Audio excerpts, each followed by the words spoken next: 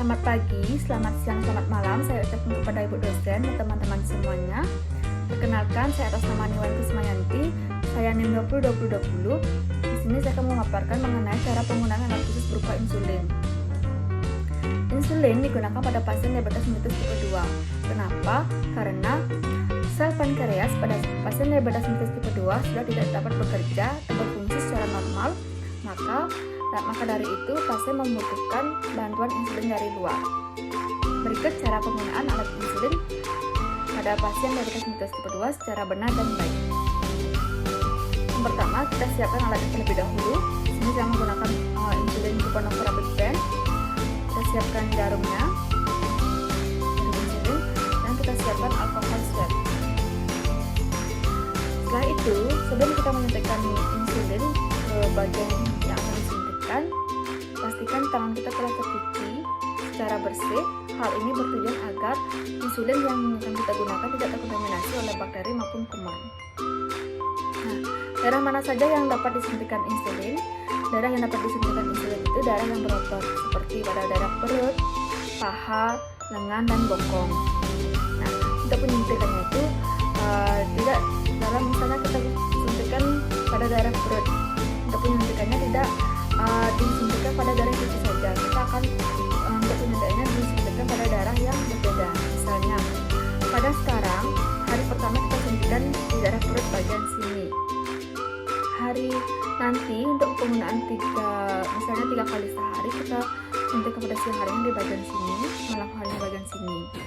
Begitupun seterusnya.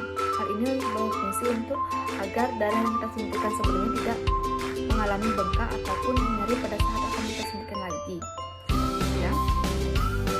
Nah, apabila sudah kita lanjutkan pada cara penggunaannya, pertama kita buka pennya terlebih dahulu. Kita buka pennya, kemudian kita buka jarum insulinnya, buka pengurusnya, kemudian kita pasangkan pada insulin, putar sampai rapat. Kita buka tutupnya, kita buka kembali tutupnya. Nah, di sini terdapat jarumnya. Untuk memastikan bahwa pada insulin pen ini tidak terdapat udara, kita akan keluarkan sebanyak 1-2 unit. Kita keluarkan 2 unit ya teman-teman. Kita keluarkan dengan menghadap ke atas.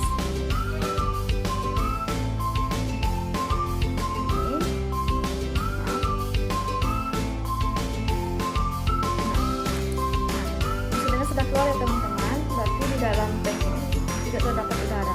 Ya. Apabila sudah, kita akan lanjutkan pada cara penggunaan alat insulin di daerah yang berotot. Kita di sini akan mempraktikkannya pada daerah perut. Nah, sebelumnya kita misalnya gunakan pada daerah perut ini, misalkan perut. Kita bersihkan terlebih dahulu dengan alkohol swab. Setelah dibersihkan, kemudian kita atur dosis insulin yang akan digunakan. Misalnya kita gunakan 4 unit. Kita atur 4 unit. Kita atur 4 unit ya teman-teman. Setelah itu kita buka tutupnya, kemudian kita cubit daerah yang akan disuntikkan di sini ya. Kita cubit sekuat-kuatnya, kemudian kita suntikkan insulin yang akan disuntikkan di sini. Maaf, ini sudah dicubit ya teman-teman. Cara pegang insulin seperti ini, sejajar ya, seperti ini. Jempol berada di tempat apa namanya, di tempat kepala pennya. Kemudian kita suntikkan di sini pada sejajar, masukkan, dan kita tekan sampai dia kembali ke nol. Dia akan kembali ke nol ya teman-teman. Setelah itu diamkan 5-10 detik. Hal ini bertujuan agar untuk memastikan bahwa insulin yang kita suntikkan sudah masuk ke dalam tubuh. Setelah itu kita keluarkan jarum insulinnya. Nah, setelah itu kita buka, kita lepaskan jepitannya, dan kita usapkan kembali dengan alkohol swab pada daerah yang telah kita suntikkan tadi. Setelah itu kita tutup jarum insulinnya.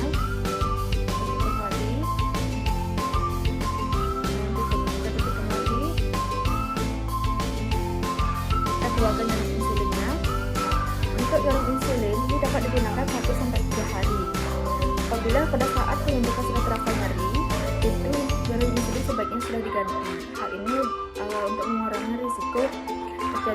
pembengkakan pada darah yang suntikan.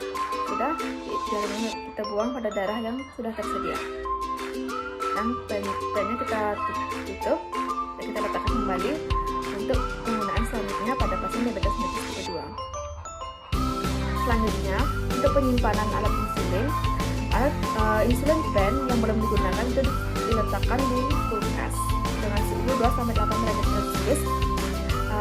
Jangan diletakkan di freezer agar insulin terdapat dalamnya tidak beku.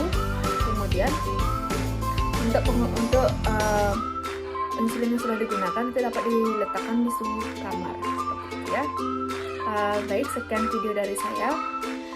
Saya mohon maaf apabila terjadi kesalahan baik dalam pengucapan maupun dalam cara penggunaan alat insulin. Saya mohon maaf. Saya tutup dengan ucapan terima kasih. Semoga video saya bermanfaat untuk kita semua dan masyarakat. Sekian video dari saya. Saya ucapkan terima kasih.